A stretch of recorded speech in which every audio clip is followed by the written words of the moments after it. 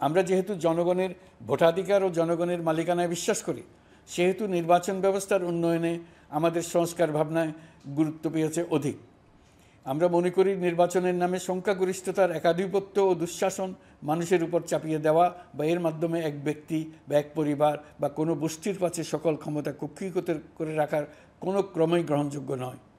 এসব আশঙ্কা রোধ করার জন্য নির্বাচনের সাথে সম্পর্কিত নির্বাচন কমিশন সহ অন্যান্য প্রতিষ্ঠানগুলোর সংস্কারের কথা আমরা ভাবছি। নির্বাচন ব্যবস্থার সাথে সম্পর্কিত প্রতিষ্ঠান হিসেবে পুলিশ প্রশাসন, জনপ্রশাসন, বিচার প্রশাসন, দুর্নীতি দমন কমিশন এই 4টি প্রতিষ্ঠানের সংস্কার করা সুষ্ঠু ও অবাধ নির্বাচনের জন্য অপরিহার্য। এসব প্রতিষ্ঠানের সংস্কার জনমালিকানা ভিত্তিক, জবাবদিহিমূলক এবং কল্যাণমূলক রাষ্ট্র ব্যবস্থা প্রতিষ্ঠায় অবদান রাখবে বলে আমি বিশ্বাস করি। এর পাশাপাশি সমাজের সকল স্তরের মানুষের প্রতিনিধিত্ব ও স্বার্থ নিশ্চিত করার জন্য এবং জুলাই গণঅভ্যুত্থানের বার্তাকে প্রতিফলিত করার জন্য সাংবিধানিক সংস্কারের প্রয়োজন আমরা অনুভব করছি। এসব বিষয়ে সংস্কার করার প্রাথমিক পদক্ষেপ হিসেবে আমরা প্রাথমিকভাবে 6টি কমিশন গঠন করার সিদ্ধান্ত নিয়েছি। এসব কমিশনের কাজ পরিচালনার জন্য বিষয়ভিত্তিক অভিজ্ঞতা বিবেচনা করে 6 জন বিশিষ্ট নাগরিকের নেতৃত্বে এই কমিশনগুলো পরিচালনা করার দায়িত্ব দিয়েছি। এরপর আরও বিভিন্ন বিষয়ে কমিশন গঠন করার প্রক্রিয়া আমরা অব্যাহত রাখব। নির্বাচন ব্যবস্থা সংস্কার কমিশনের প্রধান হিসেবে দায়িত্ব পালন করবেন ডক্টর বদিউল আলম মজুমদার। পুলিশ প্রশাসন সংস্কার কমিশনের প্রধান হিসেবে কাজ করবেন জনাব সরফরাজ চৌধুরী।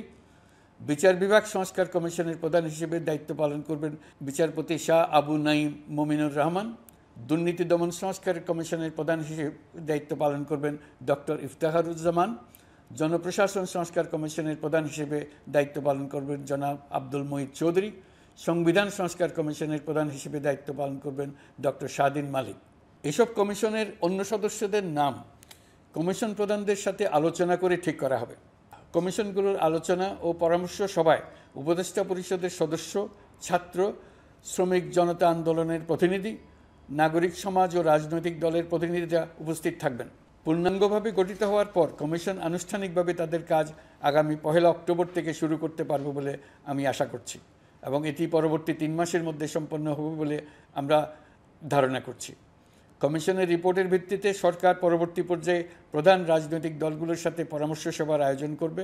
চূড়ান্ত পর্যায়ে ছাত্র সমাজ, নাগরিক সমাজ, রাজনৈতিক দলের প্রতিনিধি, সরকারের প্রতিনিধি নিয়ে ব্যাপক ভিত্তিক 3 থেকে 7 দিন ব্যাপী একটি পরামর্শ সভার ভিত্তিতে সংস্কার ভাবনার রূপরেখা চূড়ান্ত করা হবে। এতে এই রূপরেখা কীভাবে বাস্তবায়ন হবে তার একটি ধারণাও দেওয়া হবে।